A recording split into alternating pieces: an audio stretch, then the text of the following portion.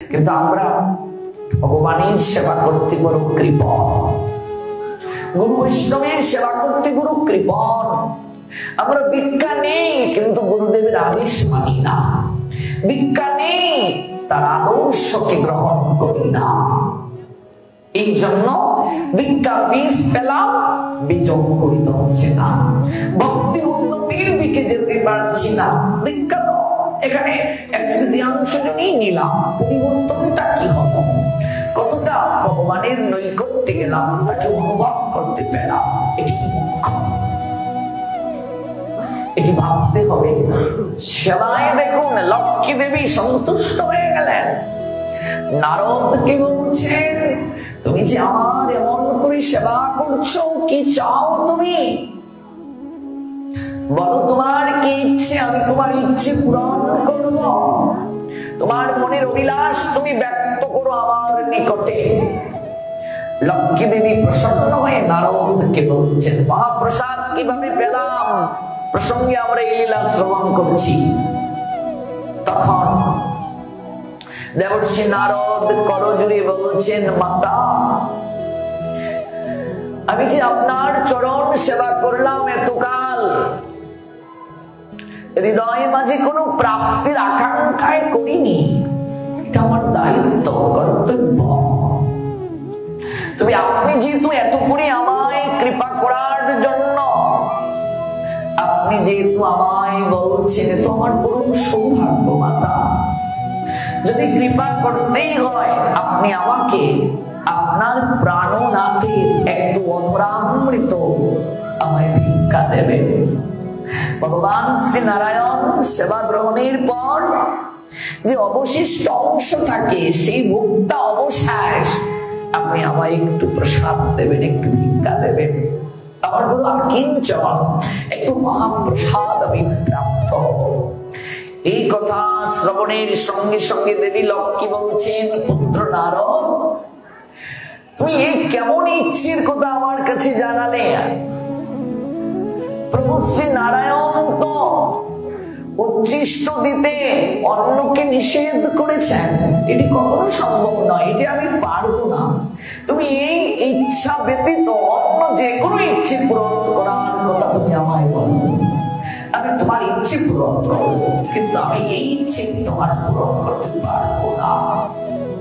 মনে রাখবে, যথার্থ গুরু যথার্থ বৈষ্ণব সহজে কাউকে উচ্ছিষ্ট প্রদান করেন না। অনেক গুরু গোসাইরা দেখবেন, অপরাধ ক্ষমা চাচ্ছি আমি প্রথমেই কথাটা বলতে গিয়ে, প্রসাদ পাওয়ার পরে মাখিয়ে তারপরে এমন এমন করে দিচ্ছেন। আমাদের অঞ্চলেও দেখেছি গোসাইরা যখন আসতেন, ভগবানকে মুখ না দিয়ে পাথরের মাঝে তাদেরকে দেয়া হতো অনেক আইটেম, তারা খেয়ে তারপর মাখিয়ে মাখিয়ে কর্তার প্রসাদ ঘাপ্পা একটা দিয়ে দেয়া হলো, আমরা ঘাপ্পা নিয়ে তারপর চলে এলাম। বিষয়টা এমন নয়। কি বলছেন শাস্ত্র? শরীর অবিদ্যা জাল, জড়েন্দ্রিয় তাই কাল, জীবে ফেলে বিষয়ে সাগরে। তার মধ্যে জিহ্বাতি লোভময় সুদূরমতি, তাকে যেতা কঠিন সংসারে। কৃষ্ণ বড় দয়াময় করিবারে জিহ্বা জয়, সপ্রসাদ অন্ন দিলেন ভাই। কৃষ্ণ বড় দয়াময় করিবারে জিহ্বা জয়, জিহ্বার ব্যাগ দমন করার জন্য সপ্রসাদ অন্ন দিলেন ভাই। সেই অন্ন অমৃত পাও, রাধা কৃষ্ণ গুণ গাও, প্রেমে ডাকো শ্রী কৃষ্ণ চৈতন্য নিতাই। সেই অন্ন অমৃত গ্রহণ করো আর প্রাণ করে একবার নিতাই গৌর ধ্বনি দাও, প্রেমে ডাকো শ্রী কৃষ্ণ চৈতন্য নিতাই। তাহলে ভগবানকে নিবেদন করার পর সেটি গুরুদেবকে দিতে হবে। অতঃপর সেই গুরুদেবের উচ্ছিষ্ট প্রসাদ বা অধরামৃত শিষ্যদের প্রাপ্তির অধিকার আছে, কিন্তু যথার্থ গুরুদেব তার ভজন নষ্ট হবে বলে তিনি কখনো তার অধরামৃত কাউকে প্রদান করেন না। যথার্থ বৈষ্ণব সাধু সহজে চরণ স্পর্শ করতে অনুমতি দেন না, চরণ সেবা করার অনুমতি দেন না, চরণ দৌত জলের অনুমতি দেন না, অন্য কেউ সেটি গ্রহণ করুক, উচিত নয়। প্রকৃত সাধু প্রকৃত বৈষ্ণবের পাদুকের মহিমা আছে, কিন্তু যিনি দিচ্ছেন তিনি কি সেই যোগ্যতায় বুঝতে পেরেছেন? যদি না পারেন তাহলে এই জল গ্রহণে শরীর ক্ষতি হবে। এই জন্য প্রভু শ্রী নারায়ণ হে দেবর্ষি তিনি তো এই অধরামৃত কাউকে দিতে নিষেধ করেছেন। তার মানে দেখুন, এই যে আমরা আজকে বিগ্রহে ভগবানকে ভোগ লাগিয়ে প্রসাদ পাচ্ছি, এটা কার কৃপায়? এটি আগে জানতে হবে। আমরা যারা প্রসাদ পাচ্ছি প্রতিদিন, কার কৃপায় এই প্রসাদ মর্তধামে এলো? কার কৃপায় আমরা প্রতিদিন প্রসাদ পাচ্ছি? আগে এই সুযোগটি ছিল না। আমি তো পারবো না দেবর্ষি, তুমি অন্য কোনো বর আমার কাছে চাও, কিন্তু নারদ নাচুর বান্দা না হতে পারে না। আপনি প্রতিশ্রুতিবদ্ধ হয়েছেন, আপনি আমায় কৃপা করবেন, আপনি আমার ইচ্ছে পূরণ করবেন। যদি আপনি এই ইচ্ছে পূরণ করতে না পারেন, আমার আর কিছু প্রাপ্তির আকাঙ্ক্ষা নেই।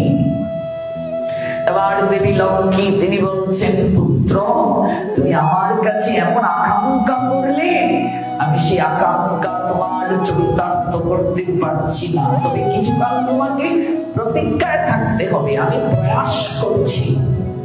প্রতিদিন দেবী লক্ষ্মী প্রভুকে সেবা করিয়ে যখন বিশ্রামের সময় চরণ সেবা করতে যান, দেখবে দেবী লক্ষ্মী প্রভুর চরণ সেবায় সতত থাকেন। একটা দেখেছেন তো চিত্রপট, নারায়ণের চরণ সেবায় আছেন।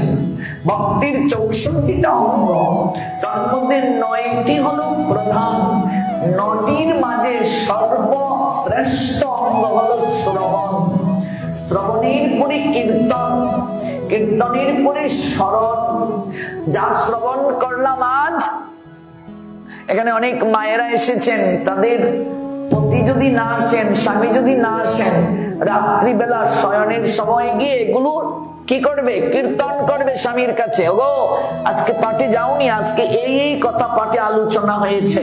শ্রবণের পরে কি কীর্তন, কিংবা তার বন্ধু বান্ধব স্বজনাদিকে মোবাইল করে বলতে পারে, আজকে পাঠে এই বিষয়ে আলোচনা হলো রে, আগামীকালও আছে, আয় না একটু শুনতে। তাহলে শ্রবণ সার্থক হলো। শ্রবণের পর কীর্তন হয় কি মা? এরকম হয়? বাড়িতে গিয়ে হয়, রাখো তোমার পেঁচাল, সারাদিন ব্যবসা করে এসেছি, রাখো তোমার পেঁচাল। শ্রবণের পর কীর্তন, কীর্তনের পর স্মরণ। এই যে যা শুনলাম মনে মনে স্মরণ করতে হবে, নতুবা হবে না। ধর্মানুষ্ঠান কাকে বলে? যে অনুষ্ঠান মানুষের চিত্তে অনুভূতির সঞ্চার করে। আপনি অনেক মানুষকে প্রসাদ পাওয়ালেন, আপনি অনেক সুন্দর করে সাজালেন, অনেক লোকের সমাগম হলো, কিন্তু ওই অনুষ্ঠান যদি মানুষের চিত্তে রেখাপাত না হয়, মানুষের চিত্তে যদি অনুভূতির বীজ বপন করে না দেয়, সেটি কখনো ধর্ম অনুষ্ঠান হতে পারে না। আবার শুধু অনুভূতি সঞ্চার করলেই হবে না। যে অনুষ্ঠান মানুষের চিত্তে অনুভূতির সঞ্চার করে আচরণ করাতে বাধ্য করে, সেটি ধর্ম অনুষ্ঠান বলে গণ্য। আমরা অনুষ্ঠান করছি কিন্তু চিত্তে অনুভূতি হচ্ছে না, এবং অনুভূতি হচ্ছে কিছু কালের জন্য, মন্দির থেকে বের হয়ে গেলেই শেষ, আচরণ হচ্ছে না। তাহলে বুঝবে এই ধর্ম অনুষ্ঠানে যাওয়া আমার সার্থক হলো না।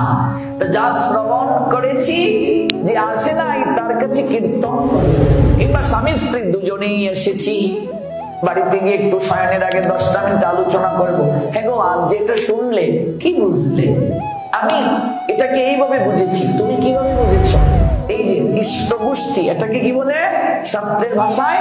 ইষ্টগোষ্ঠী। দুজন মিলে করতে হবে, এই জন্যই তো বিবাহ করেছি। ভজন কর্ম বলে ভজন সঙ্গিনী গ্রহণ করেছি। স্ত্রী মানে শক্তি। ভক্তি শক্তি গ্রহণ করেছি আমি, তার সঙ্গে এই ভজন আনন্দ ভাগাভাগি করব। শ্রবণ, শ্রবণের পর কীর্তন, কীর্তনের পর স্মরণ, এইভাবে নববিধা ভক্তি আছে। শরণ বন্দন পাদ সেবন দাস্য আত্মনিবেদন। আত্মনিবেদন বলি মহারাজ, আত্মনিবেদনের মাধ্যমে ঈশ্বর প্রাপ্ত হবে। পদ সেবার মাধ্যমে কে পেলেন ভগবানকে? লক্ষ্মী। যখন প্রভুকে প্রসাদ প্রাপ্ত করিয়ে বিশ্রামে নিয়ে গিয়ে পদ সেবা করছেন, মনে রাখবে পদ সেবা এর মাধ্যমে অনেক কৃপা পাওয়া যায়। এই সেবাটা খুব সহজে মানুষকে কৃপা প্রাপ্ত করিয়ে দেয়। শ্রীমৎ মহাপ্রভুর পদ সেবা যিনি করতেন তার নাম কি? গোবিন্দ দাস। দেখবেন আমরা ভোগ আরতি কীর্তনে গাই, শ্রী গোবিন্দ দাস করে পদ সম্বাহন। গোবিন্দ দাসকে, গোবিন্দ দাস স্বয়ং ঈশ্বর পরিপাদের শিষ্য, মহাপ্রভুর জ্যেষ্ঠ গুরু ভ্রাতা। জ্যেষ্ঠ গুরু ভ্রাতা তো গুরুতুল্য, তিনি চরণ সেবা করেন, এটা তো অপরাধ হয়ে যায়। এইটা কি করে হলো? যখন ঈশ্বর পরিপাদ দেহ রাখেন তখন গোবিন্দ দাস নৈকট্যে ছিলেন। ঈশ্বর পরিপাদের চরণ সেবা, বপু সেবা অর্থাৎ শরীরের যে সেবা, স্নান করিয়ে দেয়া, তার পরিচর্যাদি করা, অন্তরঙ্গ সেবা গোবিন্দ দাস করতেন। গুরুদেব যখন দেহ রেখে সদামে যাচ্ছেন অর্থাৎ ঈশ্বরপুরী মহাপ্রভু গুরুদেব, গোবিন্দ দাস তখন কেঁদে কেঁদে বলছেন, গুরুদেব আপনি সুখের সাগরে আমাদের ভাসিয়ে চলে যাচ্ছেন, নিত্য লীলায় চলে যাচ্ছেন, কি করে থাকবো অভিভাবকহীন হয়ে। মারে গুরুদেব যখন প্রকট থাকেন অনেক কিছু নেয়ার সময় থাকে, তখন আমরা অনেকেই নেই না। তার মতো দুর্ভাগ্যের অধিকারী জীবনে কেউ নেই যার গুরুদেব দেহ রেখে চলে গেছেন। তখন ইচ্ছে হলেও আর কিছু নেয়ার থাকে না। আমরা যখন দীক্ষা নেই অনেকেই তখন যৌবন বয়স, যৌবনের রঙ্গরসে ছুটছি, ভজন কি বুঝি না। যখন একটু বয়স হলো, বুঝার জ্ঞান হলো, তখন আর গুরুদেবকে পেলাম না। আরে নেয়ার কত কিছু ছিল, তাই না মা? মনে হয় না এখন কত কিছু নেয়ার ছিল, জিজ্ঞাসা করার ছিল, কিন্তু কিছুই নিতে পারলাম না, কিছুই জানতে পারলাম না, কিছুই বুঝতে পারলাম না, কিছুই ভজন সম্ভব লাভ করতে পারলাম না। কান্না করছেন, গুরুদেব কি হবে, কি হবে আমার, কিভাবে আমার জীবন চলবে? সকল কিছু ছেড়ে আপনার চরণ প্রান্তে এসেছিলাম,